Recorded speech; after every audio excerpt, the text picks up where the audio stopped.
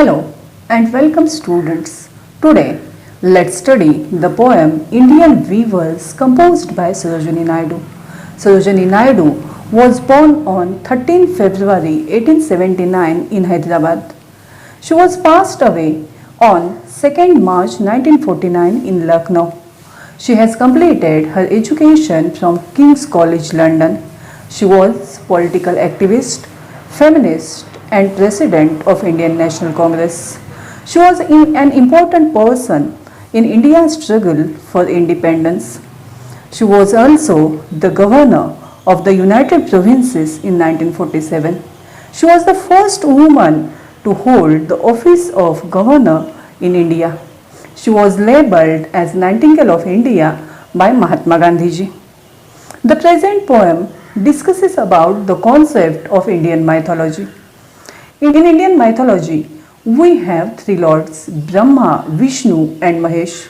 Brahma has been considered as god of creation, while Vishnu is god of prosperity and marriage. Lord Mahesh has been considered as god of destruction.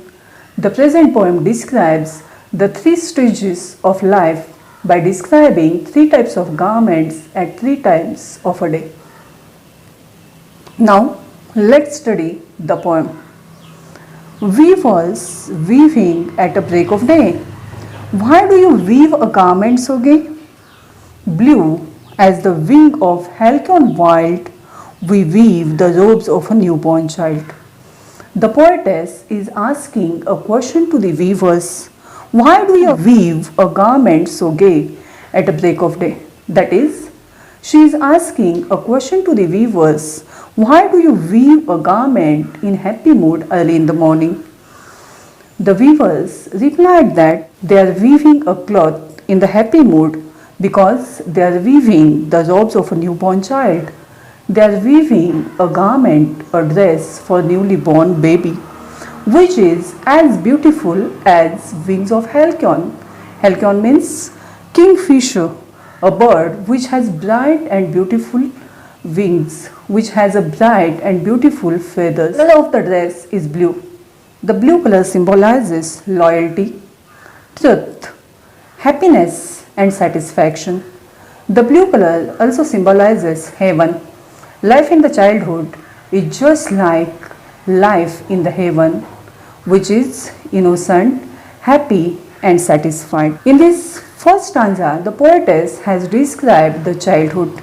Now let's study the second stanza. Weavers weaving at fall of night. Why do you weave a garment so bright?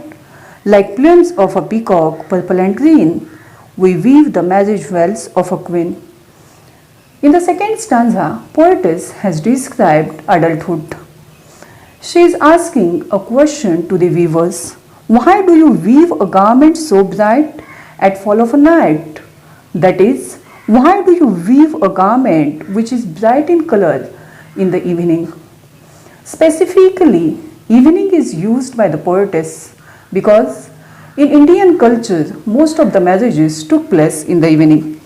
The weavers replied that they are weaving the marriage veils of a queen, which is bright like the plumes of peacock, which is bright like feathers of a peacock. The color of the marriage veil is purple and green. Purple and green symbolizes energy, enthusiasm, love and happiness. These colors also symbolizes joy and sorrow in human being's life. It also symbolizes ups and downs in the life of the human being in the adulthood. The second stanza describes the adulthood. Now let's focus on the last, that is the third stanza of the poem. Weavers weaving solemn and still. What do you weave in the moonlight chill? White as a feather, white as a cloud, we weave a dead man's funeral shroud. The poetess is asking a question to the weavers. What do you weave in the moonlight chill? She is asking that, what do you weave in the cold night in the sad mood? The weavers replied that they weave the dead man's funeral shroud, so they are sad. They are weaving a cloth in which dead person is wrapped, so they are sad. The cloth is white as a feather and white as a cloud, which symbolizes colorless, lifeless, and emotionless life.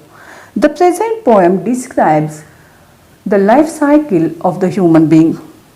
Life begins with joy and happy mood and ends with a grief. It is a journey from cradle